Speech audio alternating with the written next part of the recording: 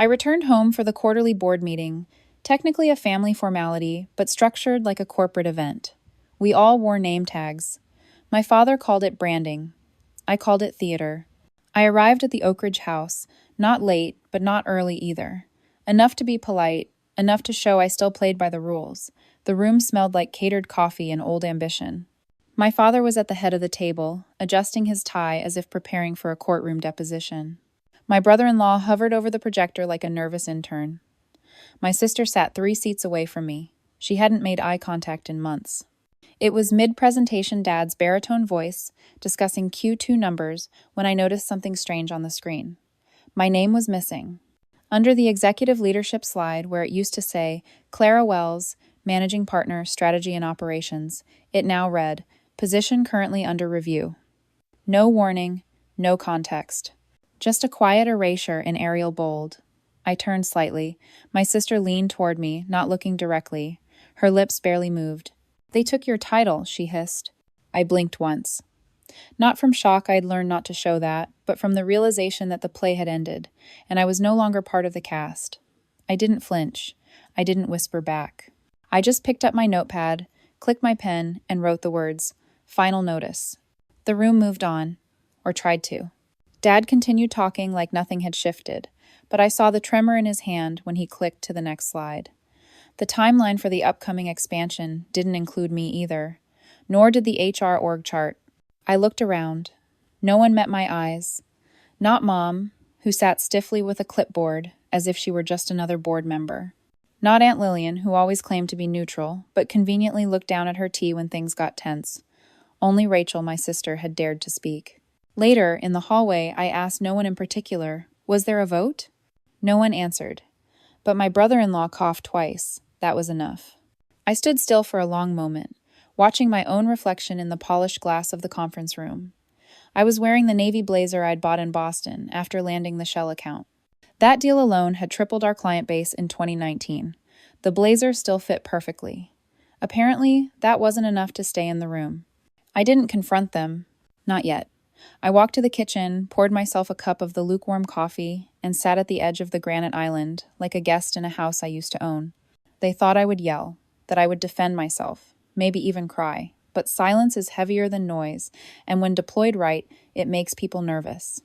My father didn't speak to me for the rest of the day. My mother hugged me goodbye, but too quickly, like she didn't want it on record. Rachel sent me a text 3 hours later. I didn't agree with it, just so you know. I didn't reply.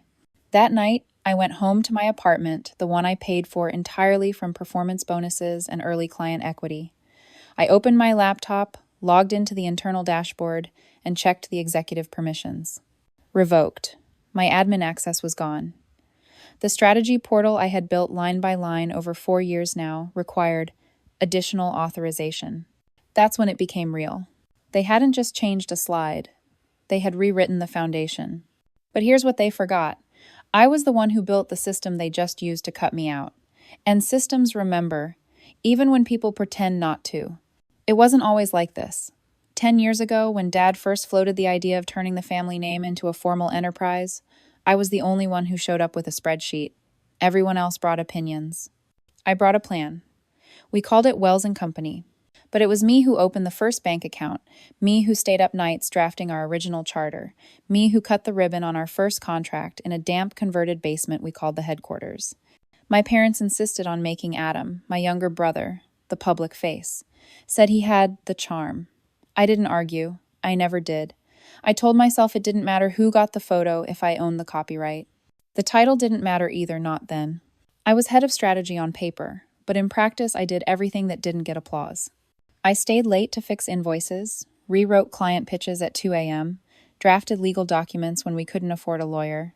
When Rachel's husband lost his job and they needed help with rent, I rewrote the compensation structure to create room for a temporary payroll bump. When Mom wanted a home office renovation, I pulled funds from my personal bonus pool and labeled it under Executive Wellness Initiative. I didn't tell anyone, I never needed to.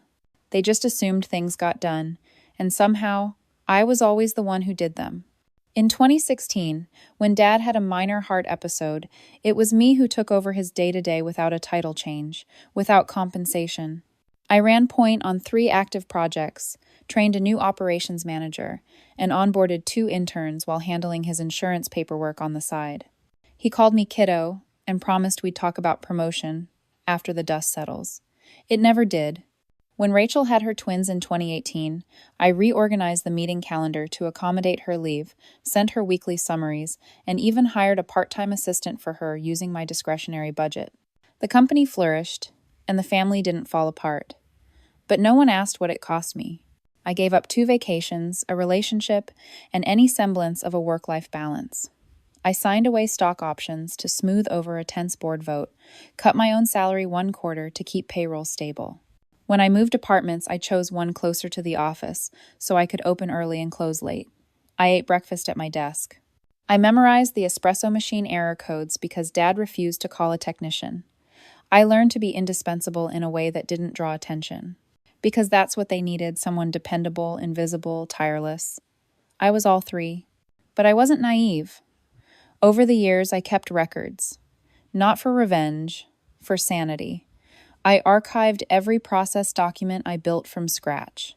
Saved every email thread where I resolved vendor disputes, navigated legal gray zones, and absorbed blame to protect the family's reputation. I had folders labeled original drafts, unapproved edits, contracts, my version, and approved, their edits. It was like watching my own ghost work accumulate over time, proof that I was real, even if no one ever said thank you.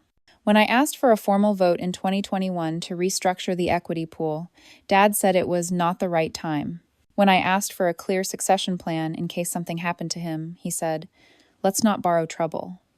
When I brought up vesting schedules for the younger team, Rachel said, "Why complicate things? We trust each other." But trust, I've learned, is the currency of the comfortable. For people like me, the ones doing the math, keeping the lights on, it's a liability. Still, I kept going.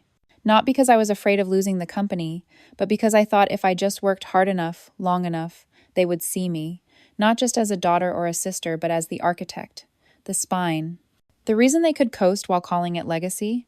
Now, sitting here with my revoked permissions and empty calendar, I finally understand they didn't forget me. They never saw me. Because to forget requires recognition first. And I was never more than a useful assumption. But here's the irony: they thought removing my name from the title would erase my presence.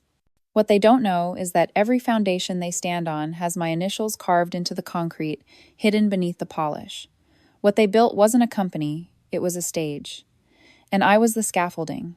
They just never thought I'd step away and let it all fall. The first sign came in the form of a billing discrepancy. A vendor emailed me directly, a company I had personally onboarded 3 years ago, asking why their retainer hadn't been processed. I no longer had access to the finance portal, but I remembered the login path, the routine. I reached out to Rachel casually. "Do you know if the Birchman invoice went through?" She didn't answer the question. Instead, she sent a short reply. "You're no longer on the finance stream. Best to check with Adam." Adam, the same brother who had once needed me to explain what a profit and loss statement was, the same brother who couldn't hold a meeting without veering into metaphors about energy and vibes. That night, I pulled up the last full backup I had made before my access was cut, something I had exported instinctively the week before the board meeting, back when I first sensed the shift. I combed through the documents. There it was, a newly signed operating agreement, filed quietly 1 week before the meeting. Adam listed as Interim Managing Director, Rachel as Head of Culture and Strategy. My position dissolved. No notification, no discussion, no acknowledgement. And then I saw something else, an internal memo draft titled Vision Forward, 2025 and Beyond. It outlined a renewed direction led by next-generation voices, praising adaptive leadership untethered from legacy mindsets. It didn't name me. It didn't need to. I knew the language. I'd written memos just like it for years. The subtext was clear. Remove the past, rebrand it as evolution, and bury the architect beneath the new mission statement. What they didn't expect, though, was that I'd left my own trail. Back in 2019, when we were still using shared drives and insecure templates, I pushed for encrypted audit logs because one contractor had tried to manipulate timestamps. They brushed it off. I implemented it anyway, quietly. And because of that, every document they'd altered, Every permission they'd reassigned, every financial route they'd rerouted was there. Traceable, timed, tied to login credentials. They hadn't just erased me from the org chart. They had actively conspired to cut me out while retaining my intellectual property. The systems I built, the client frameworks I created, the licensing templates I paid to have reviewed, still in use. Only now, with different names attached. But the final blow wasn't a memo or a budget line. It came in the form of a paused mortgage payment. My condo, the one I bought outright with my bonus from landing the Paragon account, had a payment delay flagged on my banking app. I hadn't changed anything. But when I checked the file, someone had logged into the joint account I used to route quarterly dividends. Someone had paused the auto transfer, filed under my name, using my credentials. A digital signature that wasn't mine, but close enough to pass unless you looked very closely. It was a forgery. A clean, calculated move likely intended to trigger penalties, maybe even foreclosure. If I hadn't caught it early, I could have lost the property. Or worse, ended up in legal trouble for a default I hadn't authorized. Only 3 people had access to that system: Adam, Rachel, and Dad. I didn't call, I didn't rage. I made a folder. Screenshots, signature samples, login metadata, the internal memo, timestamps, the new org chart, the revised equity agreement, all of it. Then I reached out to Erin. She used to be our corporate counsel before she moved firms. She owed me a favor, or rather, she remembered the way I'd stood by her when the family tried to cut her out during the 2020 budget fight. I sent her everything. She replied in under 10 minutes. "Clara, this is not just exclusion, this is coordinated fraud." No, I remember sitting on the floor that night, back against my kitchen counter, feeling absolutely still, not panicked, not angry, just stunned by the depth. Not that they had moved on, but that they had done so by trying to burn my path behind me. And I would have let them. I might have walked away, quietly, if they'd just had the decency to do it clean. But forgery? That wasn't just betrayal. That was intention. And intention has consequences. The first thing I did was cancel every automated transfer connected to the joint family trust. It was 2:14 a.m. When I submitted the request's quiet clicks in the dark of my apartment, my coffee long cold beside me. I revoked access to my escrow account, flagged the forgery with the bank, and initiated a forensic review of every login under my credentials. The security rep, a woman named Lynn, stayed on the call longer than she needed to. "Do you know who might have done this?" she asked, her voice soft, hesitant. "Yes," I said. "It's a short list." She paused. "We'll escalate it to legal." By sunrise, I'd also locked down the client relationship portal and submitted formal notice to our top 3 accounts. The message was short, sterile, factual. Effective immediately, I am no longer affiliated with Wells and Company. All inquiries may be directed to the new leadership. For documentation or prior agreements, contact me directly. Within hours, one of the clients, Langley Financial, replied, "If you're out, we're reevaluating." That was the first domino. Then I called the lawyer. Not Erin. A new one. Corporate litigator. Manhattan firm. Someone with no sentimental ties to the family. I sent him the entire archive. 36 documents, 6 voice memos, 12 screenshots. "I'm not looking to destroy them," I said. "Just to protect myself. Fully, legally, financially." He understood. His team began drafting a separation agreement that outlined every shared asset, every liability, every co-owned entity. "You'll need to file for revocation of signature authority," he said, "and initiate a cease and desist on IP use if they continue running your frameworks under their brand." I nodded. I'd already begun compiling the template IDs. 3 days later, I sent the letter. It was printed on cream stock, formally worded, delivered by courier to the Wells and Company office. I didn't address it to any one person. I addressed it to all of them. Effective immediately, Clara Wells has withdrawn from all fiduciary, legal, and operational associations with the Wells Family Trust, including but not limited to all intellectual property, strategy frameworks, and client-facing systems originated between 2015-2023. It ended with a line in bold. Any continued use of proprietary material will be considered a breach of contract and reported accordingly. No. I signed it with my full name, no title. The next day, the calls started. First from Rachel. then Adam, then silence, then a text from Dad. This is not how family handles things. I didn't reply. Because actually, this is exactly how family handles things when the family sees you as a resource, not a person. The following week, I met with a forensic accountant. We combed through every shared asset and determined what could be reclaimed. I discovered something else: multiple instances where family members had used my authorization code to backdate approvals. One was linked to a short-term loan against the company's line of credit, taken out 6 months prior. No disclosure, no repayment. And I was still listed as cosigner.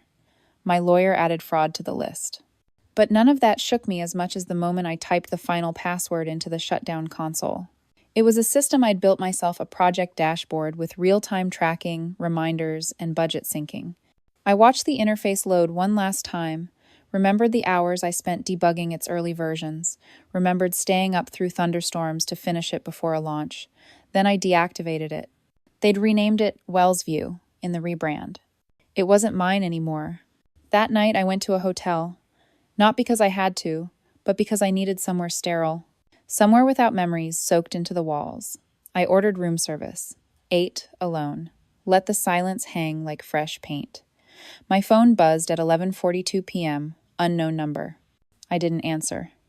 30 seconds later, a text. You're doing this to punish us. I stared at the screen for a full minute before deleting the thread. Number, I wasn't doing this to punish anyone.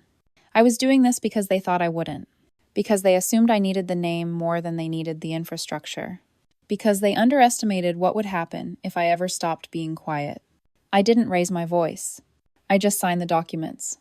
And when I did, everything they built on top of me began to shift. It took exactly 36 hours for the panic to begin. First, a voicemail from Rachel, her tone tight and falsely calm, asking if we could just talk this through before lawyers get involved. Then Adam, calling twice back to back, something he hadn't done since he'd locked himself out of his apartment in college. I ignored both. At 7:03 the next morning, a new notification pinged my inbox, an automated alert from the shared banking app. Multiple failed access attempts detected. They were trying to log in, trying to undo what I'd already removed. I watched the alerts stack like dominoes, each one more frantic than the last. By noon, my father sent a text. We need to meet, today. No greeting, no punctuation. Just those 4 words like an order. I didn't answer. Instead, I took a walk. The sky was flat gray. The wind bit sharp at my collar. I passed a bookstore and went inside. Bought nothing. Just stood in the poetry aisle and let the stillness sink in. That night, I got the group email. It was a Hail Mary masked as diplomacy. Dear Clara, it began, as if we weren't blood, as if they hadn't just tried to strip me of everything I built. We understand emotions are running high. This family has always thrived on unity, and we believe it's still possible to move forward together. Let's reconnect. Let's realign. It ended with a time and date for a reconciliation meeting. They'd booked a conference room, catering included. I didn't respond. The next day, Adam left a voicemail. His voice trembled like he was trying to balance charm and desperation. Clara, come on. This doesn't have to go nuclear. We're family. You don't need to escalate, as if I hadn't already spent years de-escalating, as if silence hadn't been my entire job description. Then came Mom. She showed up outside my building. I saw her from the second-floor window, wrapped in a camel coat she wore to charity luncheons. Her arms crossed, eyes scanning the lobby like a woman waiting for a package. I waited too. 15 minutes. 20. She didn't leave. Eventually, I walked down, buzzed the door, and opened it just enough to block her path. Clara, she said, like my name hurt her mouth. I said nothing. She tried a smile. You've made your point. We understand now. I tilted my head slightly. What do you understand? That maybe we went too far. Maybe things got mishandled. Mishandled. Like I was a file they'd misplaced. She pulled out an envelope from her purse. We had this drafted. A reinstatement agreement. Your title, your shares, everything. Backdated. Clean. I took the envelope. Didn't open it. Just held it for a second. And the forgery? I asked. She flinched. Your father didn't mean... I wasn't talking about Dad. She exhaled. Clara, please. Do you really want this to become a scandal? It's already a scandal, I said softly. You just didn't think I'd be the one to talk. Her jaw set. We built this for you. No, I said. You built this because you didn't think I'd ever leave. My. Then I handed the envelope back, turned, and walked upstairs. She didn't follow. That night, the company's largest vendor pulled out. I heard through a mutual contact. Instability in leadership, they cited. The next morning, 3 clients emailed to request project files be transferred to my new address. I hadn't even announced the firm yet, but word travels fast when the silence breaks. The final straw came quietly. Rachel sent one last text, just 3 words. We were wrong. No emojis. No qualifiers. I didn't reply, because by then the shift had already happened. Not in them, in me. I didn't go to the hearing for revenge. I went because the silence had cost too much. My daughter's trust. My own sense of reality.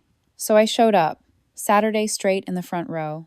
And when my sister entered, all eyes on her sharp blazer and fake confidence, I didn't flinch. Neither did the judge. The courtroom was cold, fluorescent. My lawyer placed the exhibits down like clockwork. Email threads, bank logs, mortgage statements with forged signatures. We're not here to destroy anyone, he said calmly. We're here to correct a theft. The opposing counsel tried to twist it. She's family, he argued. She helped out during a difficult time. There was an understanding. But then the messages came. Screenshots. My texts explicitly instructing the monthly deposits were for my daughter. For textbooks, rent, essentials not to be redirected. The judge narrowed his eyes. And who redirected them? Silence. Then, the sister. That was the moment it shifted. My parents sat 2 rows behind, stone still. My mother's hands clutching her purse like it could explain any of this. My father staring at the floor. My sister's lawyer whispered something. She didn't respond, just kept her jaw tight and eyes forward. A week later, the ruling arrived. Clear, unambiguous. Restitution for misappropriated funds. A court order to vacate the house. Damages for impersonation. The number wasn't small, and the language was sharp. A pattern of deliberate deceit under the guise of familial trust. I read it once, then again, and then I folded it in half and placed it in a drawer. The real weight wasn't in the judgment, it was in what came after. The unraveling. I heard from a mutual friend that my sister tried to sell the car she'd bought with the down payment. No buyers. The bank froze her new account, flagged for investigation. My parents' mortgage, the real one, no longer had my quiet $400 buffer. And with the lawyer fees piling up, they were finally feeling what I had carried for years. They didn't call. But they didn't have to. That kind of silence has a texture. Dense, ashy, like the air before a storm, except now the storm had already come and gone. I stayed quiet, focused on the things that mattered. I moved back into the house, not because I needed to, but because it was mine. I replaced the locks, repainted the bedroom, removed every object they'd left behind, a chipped mug, a broken clock, a half-used bottle of lotion. I threw them away without ceremony. Not out of anger, out of necessity. My daughter came over the next weekend. She brought a plant. For the window, she said, placing it gently beside the sink. We made tea. She laughed at the peeling wallpaper in the hallway. I told her we'd fix it together. She nodded and said, Yeah, we will. That night, she stayed over. Not because she had to, but because she could. A few days later, a letter arrived. No return address. Handwritten. Clara, it began. We didn't mean for it to go this far. Families fight. Families forgive. Let's talk. No apology, just an expectation. As if everything could be reset with a dinner or a phone call. I placed the letter on the counter. Let it sit overnight. In the morning, I folded it once and slid it into the recycling bin.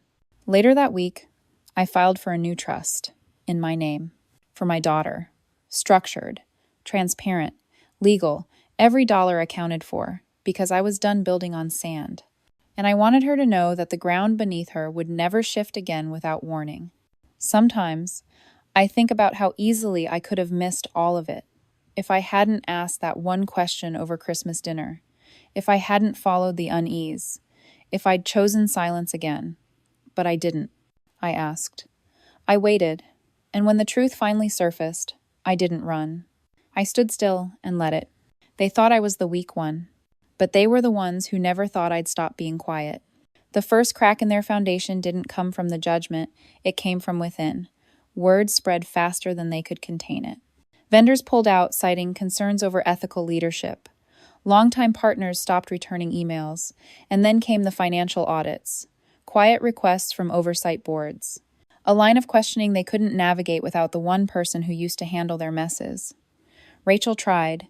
She repurposed old templates I'd written years ago, but documents without context are just paper. Adam panicked. He overpromised deliverables he didn't understand. The investors saw it, the staff whispered, and the rot spread. One afternoon, a former intern reached out. He had been let go abruptly, no severance, no explanation.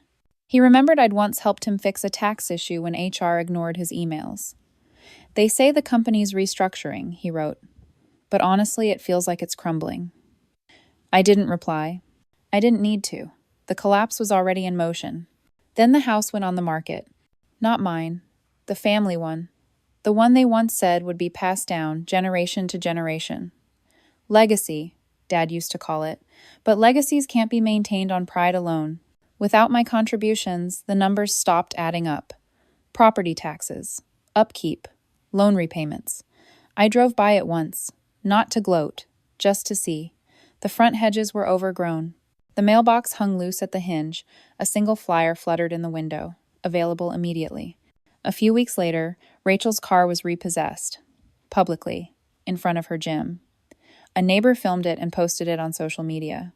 I didn't watch the clip, but I saw the caption, "So much for curated lives." Adam's consulting gig fell through next. Turns out charisma doesn't substitute for credibility, especially not when former clients start asking, "Where's Clara?" As for my parents, the shift was quieter. Dinners out became dinners in. The art auction donations stopped. Their names disappeared from event pamphlets. A slow fade from the circles they once boasted about.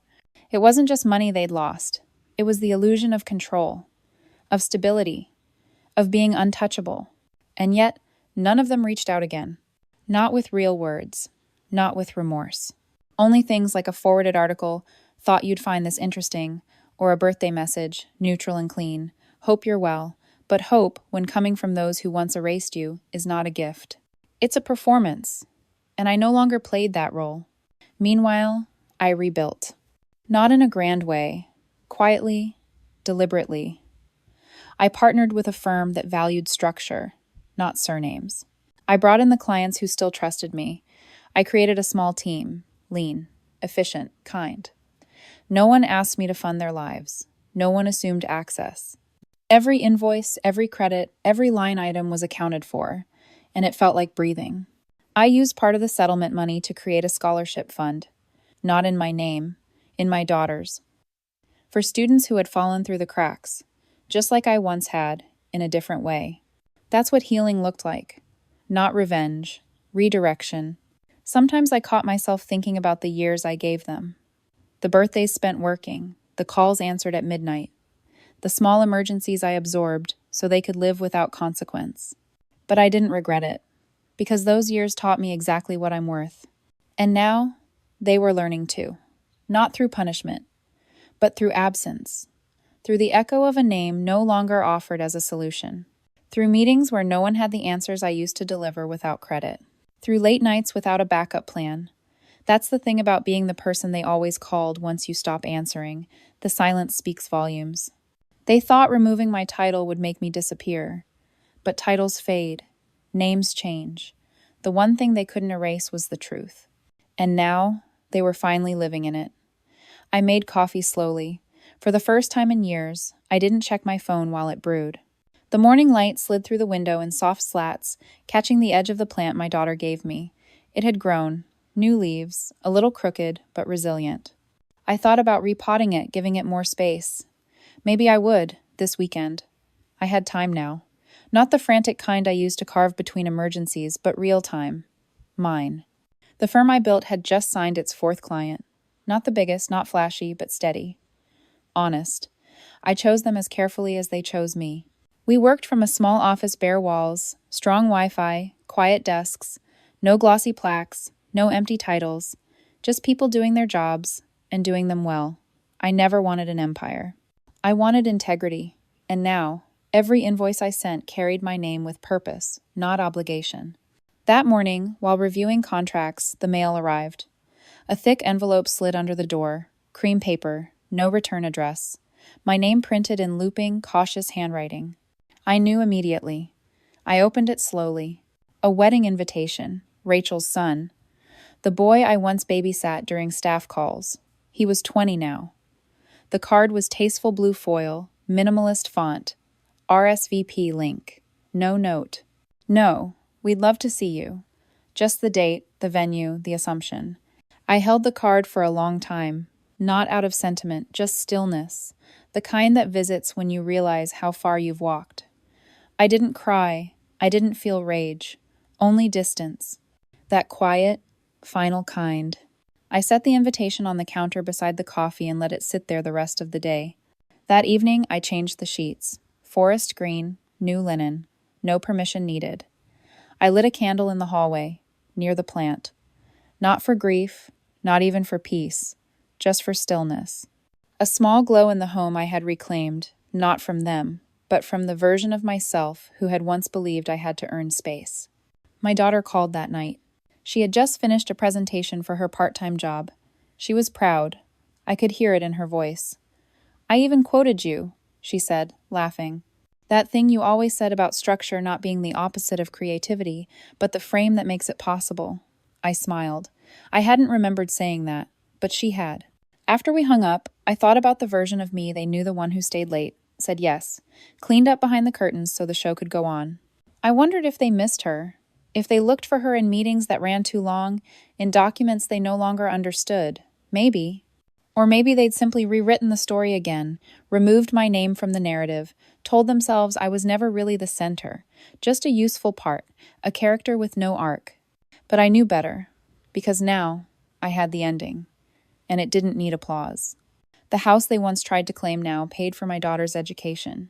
The systems they stole now form the backbone of my own consultancy, legally protected, elegantly rewritten. The silence they mistook for compliance had become the clearest language I knew. I didn't scream. I didn't fight. I rebuilt. And the strange thing was, they never truly asked why I left. Not in words that mattered, because to ask would mean admitting they knew. And that would mean facing the version of themselves they tried so hard to avoid. The one who took, and only noticed absence when the benefits stopped arriving. I used to think closure required conversation, that to move on, I'd need them to see me. But now I know, being seen isn't the same as being understood, and neither is necessary for freedom. The invitation stayed on my counter for 4 days. Then, on a quiet Sunday, I picked it up, slid it into the bin, not with anger, not even with defiance, just a single, clean motion, a choice made without weight. That night, I wrote one final note. It wasn't long, just a few lines. I didn't address it to anyone. I wrote it for myself. They thought I would never walk away, but leaving wasn't the hard part. Staying gone, staying whole, that was the decision, and I made it. Then I closed the notebook, blew out the candle, and let the quiet keep me.